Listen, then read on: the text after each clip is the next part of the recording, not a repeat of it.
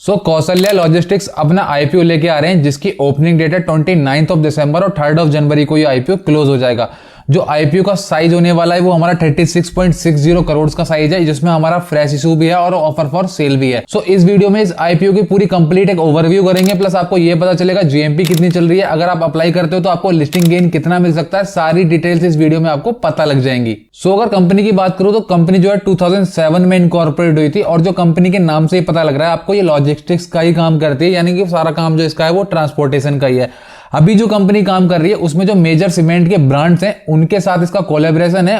अभी अगर मैं नेचर ऑफ बिजनेस की बात करूं तो यहाँ पर जो कंपनी अभी फिलहाल काम कर रही है वो लॉजिस्टिक्स एंड ट्रांसपोर्टेशन का काम कर रही है। किसके लिए? जो सीमेंट की फैक्ट्रीज होती हैं, सीमेंट होता है उनको पिकअप करती है, फिर वहां से उनको पूरा पैक करती है, उसके बाद यहाँ पर ये जगह जगह उसको डिस्ट्रीब्यूट करती है।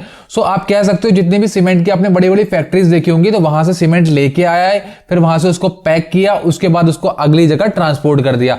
उसके अलावा यहाँ पर कंपनी क्या है ना, वेयर हाउस की आपको सर्विस प्रोवाइड करती है। आपने देखा होगा बड़े बड़े वेयर हाउसेस होते हैं कंपनियों के, जैसे बहुत बड़ी कंपनियां होती हैं उनकी क्या है, वेयर हाउसेस में उनका सामान रखा हुआ होता है। अगर मैं वेयर हाउसेस की बात करूं तो यहाँ पर कौशल्या लॉजिस्टिक्स के खुद के वेयर हाउस नहीं होते, जो इसके कस्टमर्स होते हैं, जो आपके सीमेंट की जो फैक्ट्रीज होती हैं, मोस्टली जो सीमेंट की जो फैक्ट्रीज हैं उनकी जो वेयर हाउसेज है उनकी कंपनी के, या तो वो रेंट के थ्रू उन्होंने ले रखे होते हैं या फिर उनके खुद के ओन्ड होते हैं।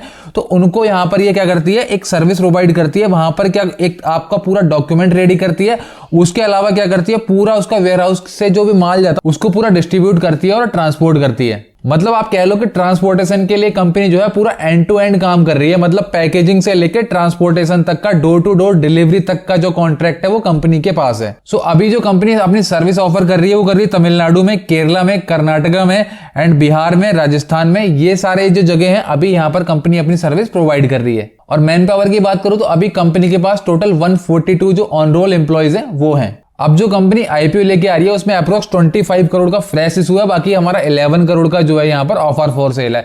जो फ्रेश इशू है वो सारा पैसा कंपनी के पास जाएगा, तो उस पैसे का कंपनी क्या करेगी, जो अनसिक्योर्ड लोन कंपनी ने ले रखा है उसका रीपेमेंट करेगी। उसके अलावा जो जनरल कॉर्पोरेट पर्पस होते हैं उसका भी यहाँ पर आप इस पैसे में यूज करने वाले हो। अब बात कर रहे थे फाइनेंशियल्स की। अगर हम एसेट्स की बात करें तो 2021 में जो इसके एसेट्स थे वो 32 करोड़ के थे, 2022 में जो एसेट्स हो गए थे वो 64 करोड़ के थे, लेकिन आप 2023 में देखोगे तो ये एसेट्स सीधे 140 करोड़ के हो गए। अभी हम करंट क्वार्टर की बात करें 30 जून 2023 तक, तो यहाँ पर जो इसके एसेट्स हो चुके हैं वो 168 करोड़ रुपीस के एसेट्स कंपनी के हो चुके हैं। अगर मैं रेवेन्यू की बात करूं तो 2021 में जो इसका रेवेन्यू था वो था अप्रोक्स 33 करोड़ का, जो 2022 में अप्रोक्स हो गया 63 करोड़ का। लेकिन आप देखो जो इसका रेवेन्यू है 2023 में बहुत ज्यादा बढ़ गया, आप कह सकते हो अप्रोक्स 10 टाइम्स इसका रेवेन्यू बढ़ गया। अगर आप इसका 2023 में रेवेन्यू देखोगे तो ये 632 करोड़ का रेवेन्यू हो चुका है। अगर हम 2024 के रेवेन्यू की बात करें, जो सिर्फ एक क्वार्टर का ही डेटा है, तो यहाँ पर अभी 3 महीने के अंदर इसने सिर्फ अप्रोक्स 570 करोड़ का जो है यहाँ पर रेवेन्यू कर लिया है। अगर प्रॉफिट आफ्टर टैक्स की बात करोगे तो यहाँ पर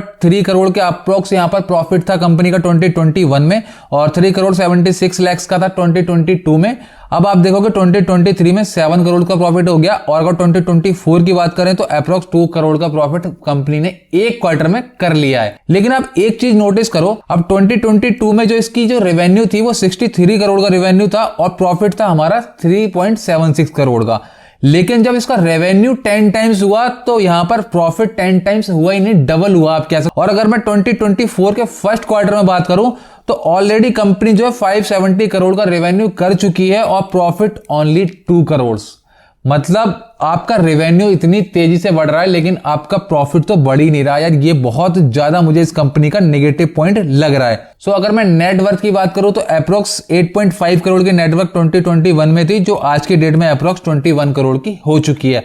अगर हम रिजर्व एंड सरप्लस की बात करेंगे तो 8 करोड़ के रिजर्व एंड सरप्लस थे कंपनी के बाद 2021 में, जो कि 2023 में अप्रोक्स 19 करोड़ के हो गए। 2024 में अभी जो फर्स्ट क्वार्टर का डेटा है उसके अकॉर्डिंग यहाँ पर 21 करोड़ का रिजर्व एंड सरप्लस कंपनी के पास है। अगर आप बोरोइंग की बात करोगे तो अप्रोक्स 10 करोड़ की बोरोइंग थी 2021 में, जो 2022 में हो गई अप्रोक्स 24 करोड़ की, और 2023 में अप्रोक्स 32 करोड़ की। अगर 2024 की बात करें तो यहाँ पर अप्रोक्स 54 करोड़ की बोरोइंग भी कंपनी की हो चुकी है।